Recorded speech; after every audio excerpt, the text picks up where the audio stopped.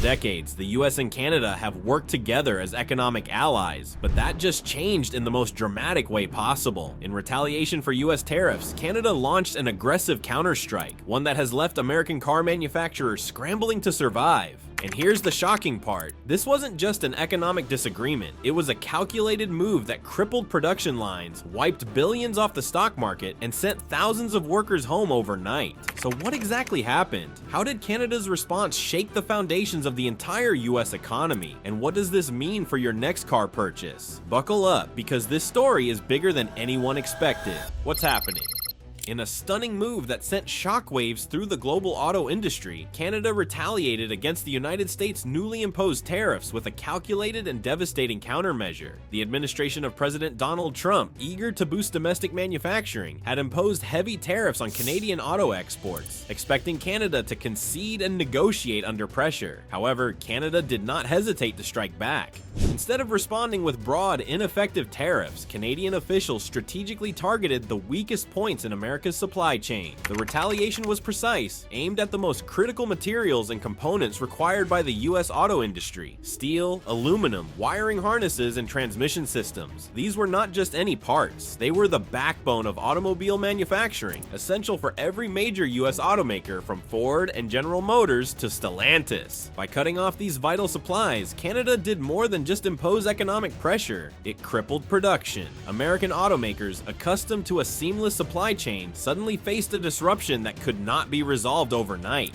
Factories slowed to a halt, workers were furloughed, and an industry that had once been the pride of American manufacturing was thrown into chaos. But Canada's retaliation was not just about sending a message. It was a strategic economic strike that took full advantage of the fragile state of the North American supply chain. Why Canada's counterstrike was so effective? The effectiveness of Canada's response did not come from sheer aggression, but from precision and timing. The US auto industry is one of the most interconnected in the world, relying on a just-in-time manufacturing system, a method that allows companies to keep costs low by producing only what is needed when it is needed. While this system maximizes efficiency, it also makes automakers highly vulnerable to supply chain disruptions. By targeting crucial components that had no immediate substitutes, Canada forced supply bottlenecks that were impossible to fix overnight. These parts were not something that American factories could simply start producing domestically. In many cases, the machinery and expertise to manufacture these components only existed in Canada, meaning that the only alternative was to import from Europe or Asia, which would take months to establish and significantly increase costs. Automakers, accustomed to predictable supply chains, were now completely exposed. Assembly lines designed to run like clockwork suddenly stopped as companies scrambled to find alternative suppliers. Some automakers attempted to buy from third-party vendors, but they quickly realized that the entire industry was experiencing shortages, making it impossible to keep up with demand. What made Canada's move even more devastating was its psychological impact on American executives. For decades, Canadian suppliers had been seen as a trusted and stable part of the North American market. Now, American companies had to rethink their entire supply chain strategy, a process that would take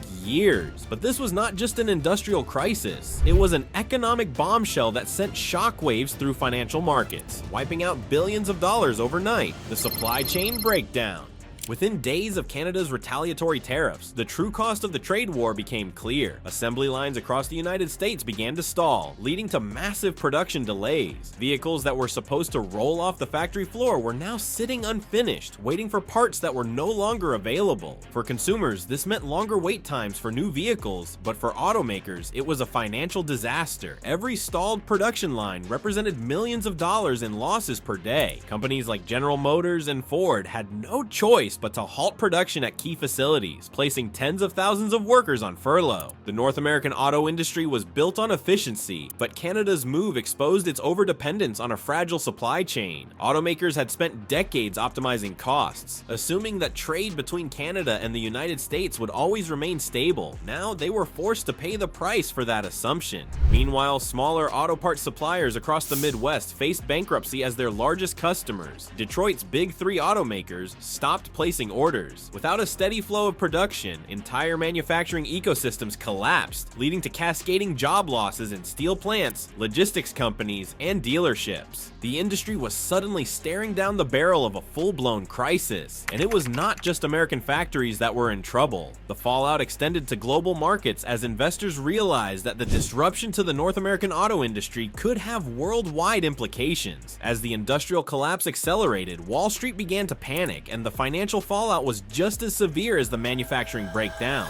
Wall Street panicked, billions lost in days. The stock market responded swiftly and brutally to the auto industry's growing crisis. Within the first week of the trade war's escalation, stocks of major US automakers plunged. General Motors saw its share price fall by double digits. Ford's stock hit a 2-year low, and Wall Street analysts slashed their earnings forecasts for the entire sector. Investors, already uneasy about rising interest rates and global economic uncertainty, saw the trade war as the final straw. Hedge funds dumped auto stocks, fearing that production shutdowns and rising costs would wipe out profits for years to come. Automakers scrambled to mitigate losses, even considering drastic measures like plant closures and mass layoffs to stay afloat. The once thriving industry now appeared on the brink of collapse, with analysts predicting that the damage could take decades to repair. The impact was not limited to the auto industry. The crisis spread to the banking sector as major lenders that finance vehicle purchases and dealership inventories began to brace for higher loan defaults. With fewer cars being produced and sold, banks anticipated a sharp decline in auto loan repayments, a warning sign of broader economic instability. Financial institutions found themselves caught between rising defaults and the escalating risks of recession, tightening lending standards in response to growing concerns. Meanwhile, Canada's stock market remained relatively stable, with many analysts praising its government for outmaneuvering the United States. Canadian suppliers, while impacted, found alternative markets in Europe and Asia, helping to soften the blow of lost American business. Canadian manufacturers also pivoted to creating more fuel-efficient and electric vehicles, making them less vulnerable to tariff-induced price increases. For Wall Street, the biggest fear was that the crisis would not be resolved quickly. The longer the trade war dragged on, the more permanent the damage became. Some analysts warned that even if the tariffs were lifted, the auto industry would never return to business as usual. By the time Washington fully realized the consequences of its actions, billions had already been wiped out from the US economy, and the industry's future was hanging in the balance. The uncertainty surrounding the crisis led to a general lack of confidence, and many investors pulled out of US equities altogether, shifting funds to safer havens like gold and government bonds. But the financial market turmoil was just the beginning. The real devastation was about to unfold on the factory floors of America. The crisis on the factory floors. As the trade war escalated, the situation in American auto factories went from bad to catastrophic. What started as temporary slowdowns quickly turned into massive operational failures, forcing some of the biggest automakers in the world to halt production indefinitely. The industry, which had once thrived on seamless supply chains and just-in-time manufacturing, found itself at the mercy of unpredictable trade restrictions. With the supply of Canadian auto parts severed, factories that had once been the lifeline of American manufacturing found themselves paralyzed. The assembly lines, once a symbol of industrial strength, stood eerily silent as thousands of workers were sent home without pay.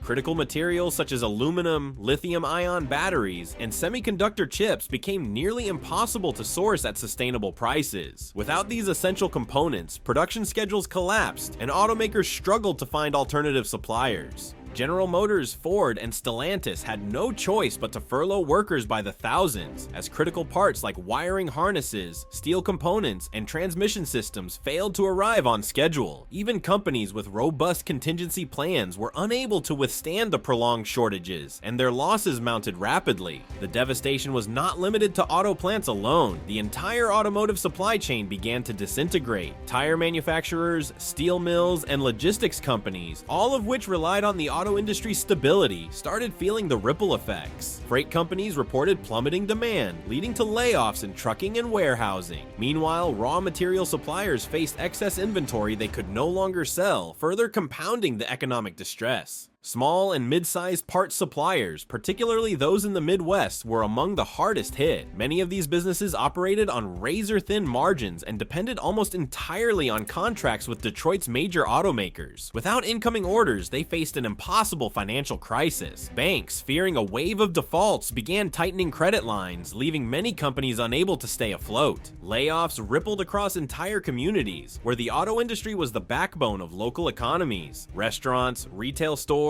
and other small businesses that relied on factory workers' spending saw revenues nosedive. The domino effect was in full motion, but the job losses were just one part of the crisis. The financial burden on businesses and local economies was becoming too big to ignore. The economic fallout hits American workers. As more factories shut down and layoffs surged, millions of workers found themselves in financial distress. The auto industry is one of the largest sources of middle-class jobs in America, and with sudden unemployment, families were thrown into economic uncertainty overnight. For many, this was not just about losing a paycheck, it was about losing a way of life. In cities like Detroit, Toledo, and Indianapolis, where entire neighborhoods depend on auto manufacturing, unemployment surged at an alarming rate. Local businesses that relied on auto workers, restaurants, retail stores, and service providers began to struggle almost immediately. With less disposable income circulating in these communities, small business owners saw their revenues plummet, leading to further job cuts and closures. Mortgage defaults increased as laid-off workers fell behind on their payments. With rising interest rates, many of these homeowners had few options to refinance or recover. Banks and credit unions braced for a wave of foreclosures, adding another layer of financial instability to an already crumbling economic landscape.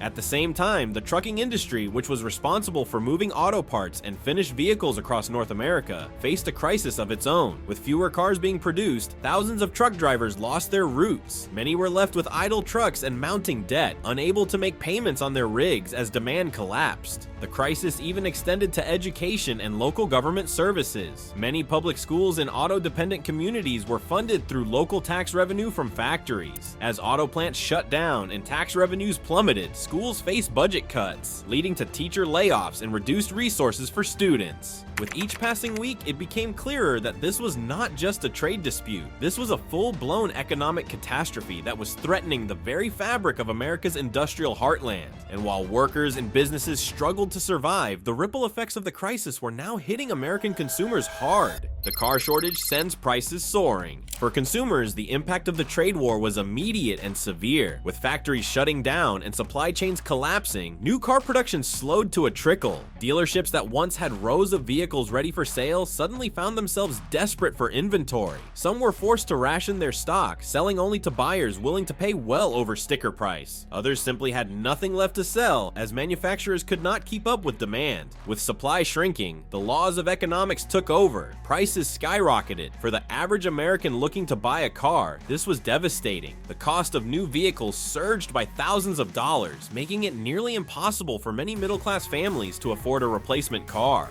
The used car market, once an affordable alternative, was also thrown into chaos. With new cars unavailable, demand for used vehicles surged, causing record-breaking price increases. A car that might have sold for $20,000 before the trade war was now fetching $28,000 or more. For rideshare drivers and small business owners who relied on vehicles for their livelihood, this was a financial nightmare. Many found themselves unable to afford a replacement vehicle, forcing them to exit the industry entirely. Auto repair costs also surged as mechanics struggled to get replacement parts. Many shops faced months-long back orders, leaving car owners with few options but to pay inflated prices or wait indefinitely. The cost of rental cars also exploded as fleet companies struggled to replace aging vehicles. Daily rental rates in some cities doubled or even tripled, making business travel and vacations increasingly expensive. And it was not just personal transportation that was suffering. Delivery services, government fleets, and even law enforcement agencies struggled to maintain their vehicle inventories. Some police departments reported difficulty replacing patrol cars, forcing them to keep aging and unreliable vehicles in service longer than intended. The once stable U.S. auto market had turned into a chaotic and unpredictable battleground, with buyers, dealers, and manufacturers all struggling to adapt. As policymakers scrambled for solutions, it became clear that the trade war had gone far beyond tariffs. It had become an economic disaster, but the chaos was far from over. Canada's counterstrike had reshaped global trade, leaving Washington scrambling to contain the damage.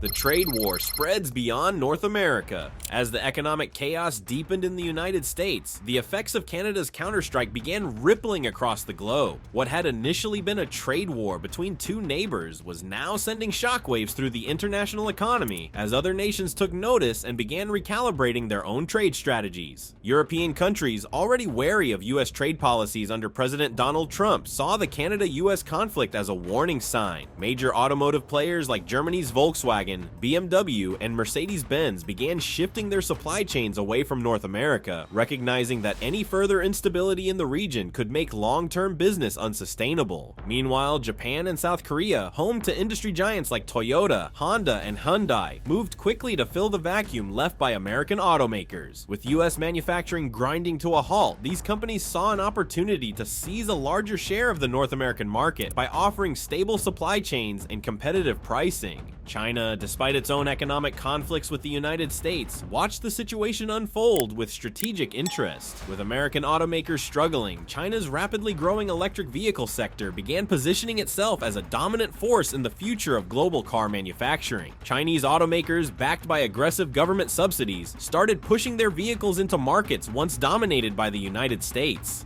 At the same time, Mexico found itself in a complicated position. Historically tied to both the US and Canadian auto industries, Mexico had to walk a fine line between the two economic superpowers. On one hand, Mexican automakers benefited from the slowdown in US production, as manufacturers looked south for alternative production hubs. On the other, Mexico feared becoming the next target of trade retaliation if Washington sought to further tighten its grip on North American commerce. The trade war had evolved from a regional conflict into a global reshuffling of economic power. But while international players adjusted to the shifting landscape, Washington was now facing an unprecedented diplomatic crisis. Diplomatic fallout: allies turn against Washington. For decades, the US had prided itself on being the leader of free trade and economic diplomacy. However, Canada's bold retaliation shattered the long-standing perception that the US could act without consequence. Almost overnight, America's closest allies began rethinking their economic ties. Countries that had previously followed Washington's lead in trade policy were now forming new coalitions to counterbalance US influence. The European Union, long frustrated with Trump's protectionist approach, strengthened its trade agreements with Canada, Mexico, and Japan. The Comprehensive and Progressive Agreement for Trans-Pacific Partnership, which the US had withdrawn from, gained new momentum as countries sought alternatives to American trade routes. At the same time, Canada and the European Union fast-tracked negotiations on expanding the Canada-EU trade agreement, making it easier for European automakers to replace US car manufacturers in the Canadian market. Latin American countries, particularly Brazil and Argentina, also saw an opportunity to increase their exports to Canada, stepping in to fill gaps left by US manufacturers. Even in Asia, US influence was weakening. South Korea and Japan, both heavily reliant on the US for military and economic stability, began seeking more independent trade relationships with Canada and the European Union. Perhaps the most shocking development was the growing cooperation between Canada and China. Despite Canada's historically close alignment with the US, its government opened the door to new economic partnerships with Beijing, particularly in the automotive and technology sectors. This shift sent alarms through Washington as it signaled that Canada was no longer willing to depend entirely on American trade agreements. For the first time in modern history, the US was facing a coalition of nations actively working around it rather than with it. But while the political battle raged in Washington, Canada held firm, showing no signs of backing down.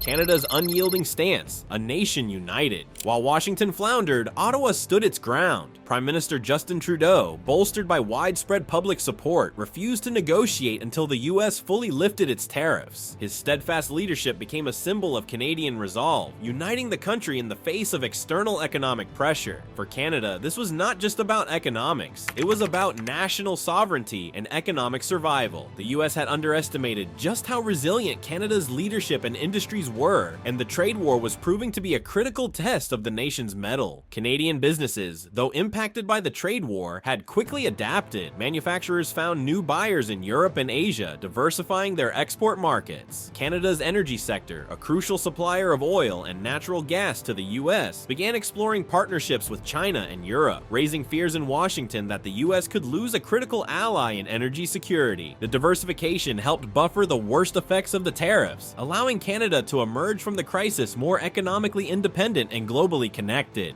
On the world stage, Canada gained admiration for its bold resistance. Countries like Germany, France, and Japan openly criticized the US tariffs, siding with Canada in what was now being seen as a reckless act of economic aggression by the Trump administration. The diplomatic support from global allies put further pressure on the US, weakening Washington's international standing. At home, Canadian workers and unions rallied behind their government, understanding that backing down to US demands would only invite further economic bullying in the future. For the first time in modern history, Canada was dictating the terms of engagement to Washington, not the other way around. Public sentiment shifted dramatically as Canadians saw their country standing firm against what many viewed as an overreach by their southern neighbor. With both sides entrenched in their positions, the US was left with only one option: negotiation under pressure. The high-stakes negotiations, who would blink first? Realizing that continuing the trade war was unsustainable, Washington reluctantly reached out to Ottawa to negotiate an end to the crisis. But this time, Canada held all the leverage. In an emergency summit between US and Canadian trade officials, the conversations were tense. American negotiators, facing pressure from Wall Street, auto executives, and a collapsing economy, were forced to concede on several key issues. The first major concession was a full reversal of tariffs on Canadian auto parts and steel. Washington had no choice but to eliminate these restrictions, as the consequences of keeping them in place were too severe for American automakers. The second key agreement was a guarantee of trade protections for Canada to prevent future US tariff threats. Canada insisted on legally binding mechanisms that would prevent the US from using economic aggression as a tool in future trade disputes. This meant that any future trade disagreements would have to go through structured diplomatic negotiations rather than unilateral tariff impositions. The final major point of negotiation focused on stronger dispute resolution mechanisms to prevent similar economic standoffs in the future. Canada demanded and received assurances that future trade disputes would be handled through structured arbitration rather than politically motivated tariffs. This was a massive victory, as it effectively limited the US government's ability to weaponize trade policies against Canada moving forward. But the negotiations were not just about trade, they were about saving face. Washington demanded that Canada agree to some minor concessions to make it seem like both sides were winning. Canada, recognizing the need for diplomacy, agreed to symbolic adjustments that had little real economic impact, ensuring the US could present the deal as a mutual resolution. After weeks of tense back and forth discussions, a new agreement was reached, ending the trade war. But the damage had already been done. The US auto industry, once a global leader, had suffered a critical wound. American automakers had lost market share to European and Asian competitors. Manufacturing jobs had been permanently displaced, and investor confidence remained shaken. For Canada, the victory was historic. The country had proven that it would not be bullied by its larger neighbor, reinforcing its economic and political independence. But while the trade war was over, the long-term consequences would linger for years to come. The lasting impact: a new economic landscape. The aftershocks of the US-Canada trade war reshaped North American economics. Even with the crisis resolved, trust had been shattered. American businesses, once reliant on Canadian supply chains, began diversifying their production, but that process would take years. For Canadian manufacturers, the crisis accelerated the push for global expansion. No longer willing to depend solely on the US, Canada deepened its trade relationships with Europe, Asia, and South America, creating a more diversified and resilient economy.